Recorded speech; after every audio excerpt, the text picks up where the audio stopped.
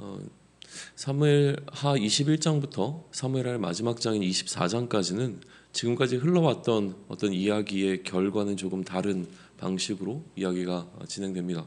그러니까 이제 21장부터 24장은 새로운 단락으로 우리는 바라볼 수 있을 텐데요. 기본적으로는 사무엘서의 어떤 맺는 말에 해당한다라고 해석이 되어집니다. 그러니까 특별히 이 단락을 통하여서 이 사무엘서 기자는 그가 쓰고 있는 어떤 이 이야기의 전체적인 어떤 결론을 맺어가게 될 텐데 그 부분에 좀 포커스를 맞추고 21장부터 24장까지를 보시면 좋을 것 같아요. 기본적으로 오늘 이제 우리 앞에 놓여 있는 사무엘하 21장의 경우에는 크게 두 가지 에피소드가 등장하고 있습니다.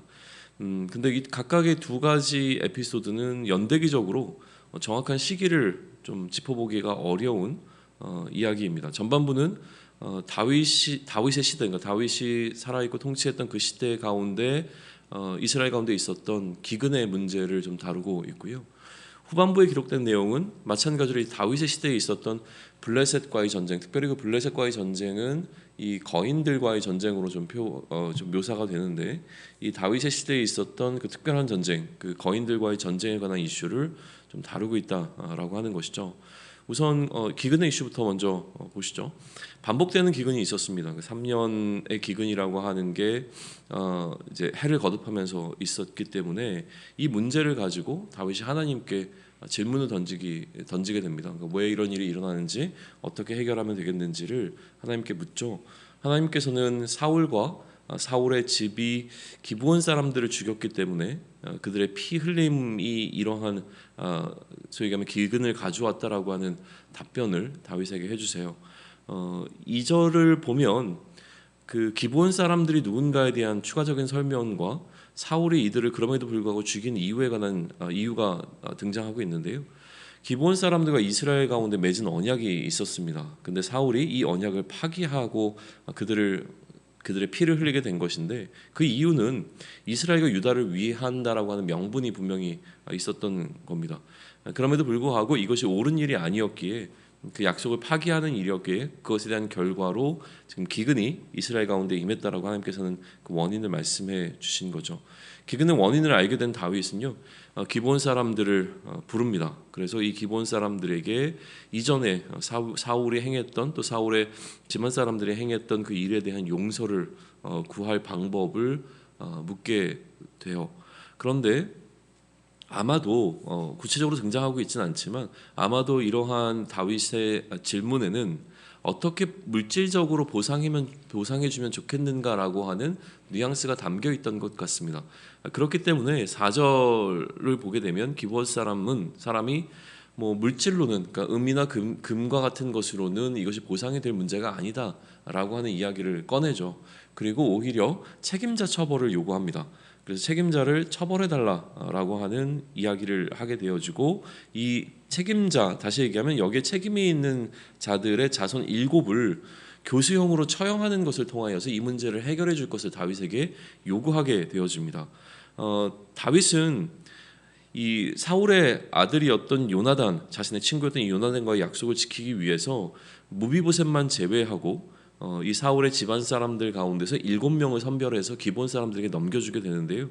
특별히 사울의 두 아들과 사울의 딸의 손주 5을 기브온 사람들에게 넘기기로 결정을 합니다. 기브온 사람들은 이 7을 전달받아서 동시에 교수형에 처하게 되고요. 사울의 첩이었고 또 사울의 이 두 아들, 이때 넘겨지게 된 두 아들의 어머니였던 리스바에 관한 이야기가 이 에피소드의 후반부에도 등장을 하게 되어집니다. 리스바는 이 죽임을 당하게 된 7명의 시신을 비가 내릴 때까지, 다시 얘기하면 기근의 문제가 해결될 때까지 그 시체를 장사 지내지 않고 그대로 두면서 짐승들로 인하여서 이 시신이 훼손되지 않도록 그 곁에서 지키게 됩니다. 아마도 어떤 나름대로 어떤 억울함이라든가 이 불의함에 대한 좀 표현이었겠죠. 이 소식이 다윗에게 전달이 되고요. 다윗은 사울과 요나단의 뼈를 가져와서 이 기브온 사람들의 손에 죽게 되어진 7명의 시신과 함께 장사를 지내게 됩니다. 14절에 따르면 왕의 명령을 따라 이 일들이 진행되었다라고 하는 기록을 남기고 있는데요. 이것을 근거로 이렇게 생각해 볼 수 있을 것 같습니다. 그러니까 왕의 장례의 절차를 따라 이 사울과 요나단 그리고 이때 이제 죽음을 당하게 된 7명의 장례가 다시 치러지고 있다라고 볼 수 있죠. 그러니까 이 일이 다 마치고 난 다음에야 하나님께서는 하늘에서 비를 내려주셨다라고 하는 기록을 하면서 이 첫 번째 에피소드가 마무리가 되고 있습니다. 두 번째 에피소드는 거인들과의 전쟁에 관한 이야기인데요. 이것 역시 언제인지는 알 수 없지만 다시라고 하는 표현, 15절에 등장하는 다시 이스라엘을 친다라고 하는 것을 통하여서 계속 반복되어지고 있는 블레셋과의 전쟁에 관한 이야기를 볼 수 있죠. 그런데 이슈는 이겁니다. 이 전쟁에 임할 때 다윗이 지친 상태가 되어졌다라고 하는 겁니다. 다윗이 나이가 들었기 때문이든지 아니면 반복되는 전쟁 때문이든 간에 다윗이 굉장히 연약해져 있는 상태였고요.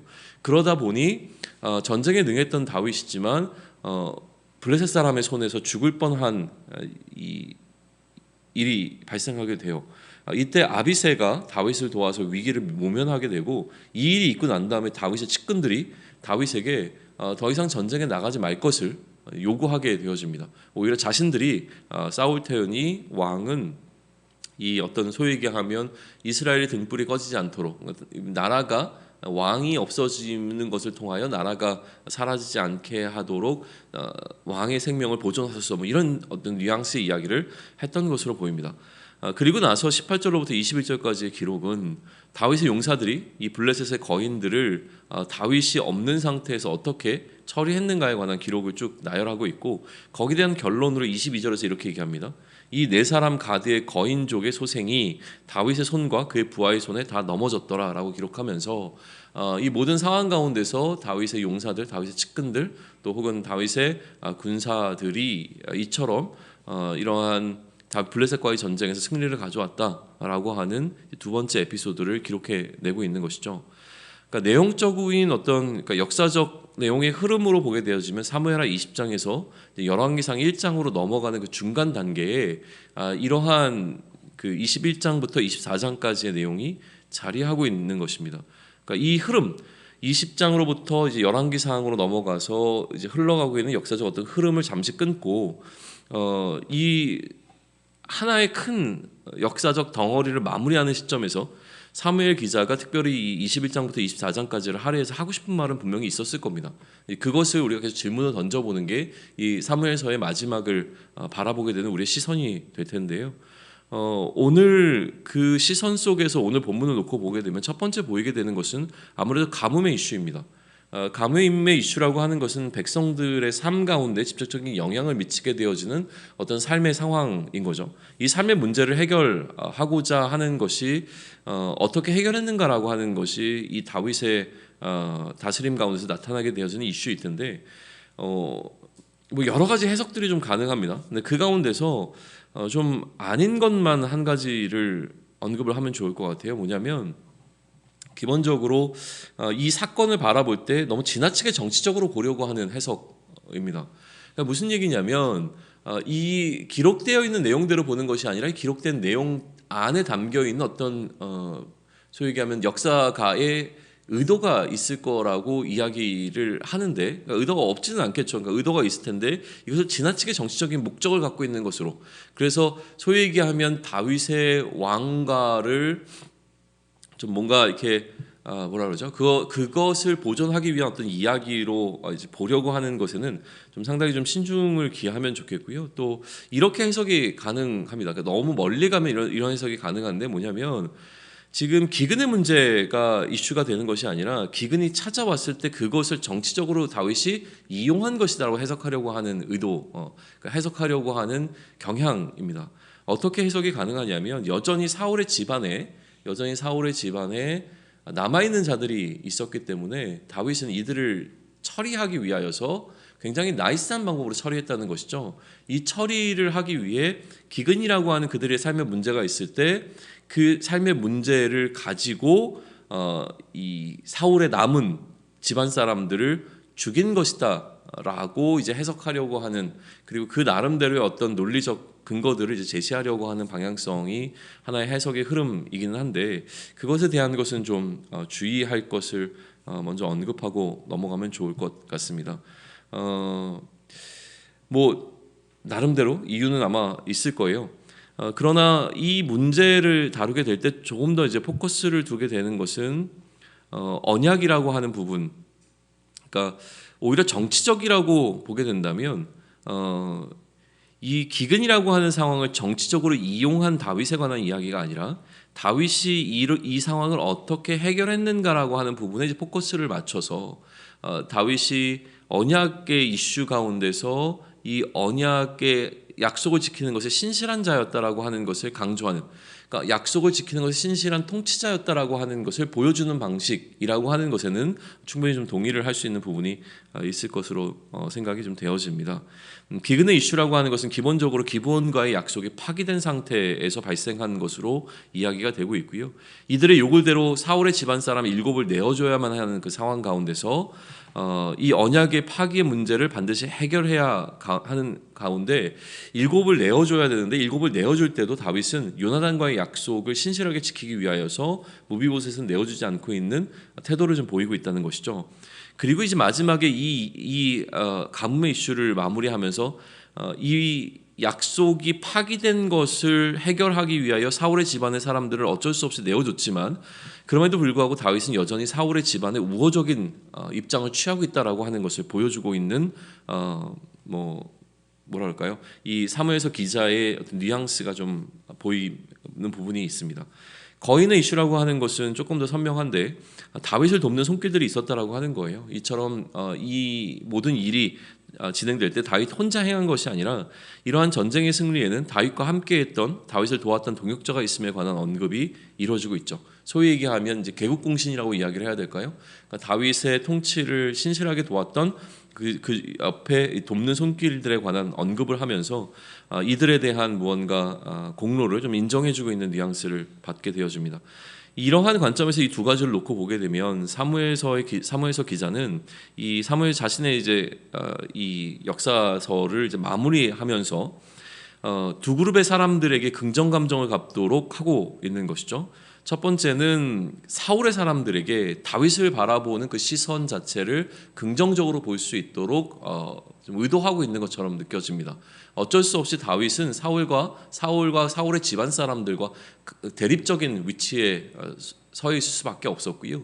만약에 사울의 집안 사람들이 이처럼 기브온과의 문제에서 그들의 어떤 책임자 처벌이라고 하는 것을 할 때 그 책임 자체를 그들의 자손에게까지 물었던 이 다윗의 행위에 대해서 불편한 마음을 가질 수밖에 없는 상황 가운데서 그래도 다윗은 요나단과의 약속에 신실했고 이들의 시신을 처리하는 과정 가운데서 왕의 절차를 따랐다라고 하는 이런 어떤 뉘앙스를 가지고 나름대로 이 사울의 사람들, 그러니까 한번 그렇기 때문에 이 사건이 시므이가 다윗을 저주하는 그 장면 이전에 있었던 사건이라고 일반적으로는 좀 이해가 되어지는데요. 이처럼 시므이처럼 다윗을 좀 저주하면서 다윗이 사울의 집안 사람들의 피를 불의하게 흘렸다라고 하는 그런 마음을 갖고 있는 사람들에게 다윗을 좀 옹호하는 입장에서 이 마무리가 되어지고 있다라고 하는 것을 좀 볼 수가 있을 것 같고요. 또 하나는 다윗을 위해서 헌신했던 사람들에게 그들의 공로를 충분히 인정해주는 방식으로 마무리를 좀 하고 있다라고 하는 것이죠. 다윗 한 사람에게 포커스가 맞춰지는 것이 아니라 다윗이 이렇게 행할 수 있었던 그 힘 가운데는 그와 함께했던 이 용사들이 있었다라고 하는 사실, 그래서 그들의 공로를 인정해주는 방식으로 사무엘서 기자는 그의 역사서를 마무리하고 있다라고 하는 겁니다. 이게 지필 의도로 볼 수 있는 것 같아요. 이런 관점 속에서 계속 이제 살펴보시면 좋을 것 같고요. 여기에 좀 묵상의 포인트로 드리고 싶은 건 뭐냐면 다윗의 통치라고 하는 부분을 좀 집중하면서 이 21장을 다시 한번 묵상해 보시면 좋을 것 같아요. 21장은 기본적으로 다윗의 통치를 보여준다는 생각을 하게 됩니다. 그러니까 국가의 지도자의 통치, 그러니까 국가의 지도자의 통치력이라고 하는 것은 그가 어떻게 다스리는가라고 하는 그 다스림의 능력이라고 하는 것은 일상적인 상황에서 드러난다기보다는 위기의 상황에서 빛을 발하게 되어 있습니다. 그러니까 지금 오늘 기록되어 있는 두 가지 이 에피소드는 위기의 상황이라고 보시면 좋을 것 같아요. 위기의 상황을 컨트롤하고 있는 다윗의 이 모습을 보여주고 있는데 가뭄이라고 하는 어떤 위기의 상황, 혹은 또 전쟁이라고 하는 어떤 위기의 상황을 다스리고 있는 다윗의 모습이 등장하고 있는 것이죠. 그래서 이 가뭄이라고 하는 위기의 상황을 컨트롤하는 과정 가운데 다윗에게 찾아온 또 다른 위기의 상황은 무엇이냐면 대외적인 이슈가 발생을 한 겁니다. 그러니까 기브온이라고 하는 민족과 해결되지 않은 부분의 이슈가 등장을 했기에 이 기브온 사람들과의 어떤 이슈를 어떻게 해결해 나가고 있는가를 우리는 살펴볼 수 있고, 이 대외적인 문제를 해결하기 위해서 그들 가운데 대내적인 이슈가 있다라고 하는 사실이 또 드러나게 된 것이죠. 이 대외적인 문제를 해결하기 위해선 소위 얘기하면 대내적인 이슈인 이 사울의 집안 사람들을 기브온에게 내어줘야만 되는 상황이 온 겁니다. 이것 역시도 굉장히 쉬운 결정을 내릴 수 있는 것은 아니었을 거라고 하는 것이죠. 다윗의 원수의 집안의 어떤 이슈로 이제 포커스가 맞춰져서 그냥 넘어갈 수 있는 부분이지만, 다윗의 다스림을 보게 되어지면 무엇을 보게 되어지냐면, 이 문제를 해결하기 위해서 다윗의 원수의 집안이었던 사울의 집안의 7명의 죽음은 어쩔 수 없는 죽음이었다라고 하는 사실입니다. 공동체 안에 찾아온 이 기근의 문제, 소위 얘기하면 공동체가 마주하고 있는 어떤 생명을 위협당하고 있는 상황 가운데 이거를 해결하기 위해서 일부의 사람들의 희생은 어쩔 수 없었다라고 하는 이야기를 지금 하고 있는 것이죠. 7명의 희생은 어쩔 수 없습니다. 그러나 이 7명의 희생을 바라볼 때 이들의 이 죽음에 단순히 이것을 다윗의 원수의 집안의 사람들의 죽음으로 몰아가는 방식이 아니라고 하는 것이죠. 이 방식을 어떻게 해석하고 있냐면, 이들의 7명의 죽음을 국가적 의미를 더하고 있다는 거예요. 이들이 죽어야만 하는 이유는 국가 공동체 안에서 필요가 있었기 때문에 이들이 죽음을 맞이하게 된 것이고, 그 죽음으로 끝나는 것이 아니라 이 사건은 어떻게 마무리가 되어지냐면 이들에게 충분한 예를 갖춘 모습으로 마무리가 되고 있다는 것을 보여주는 것이죠.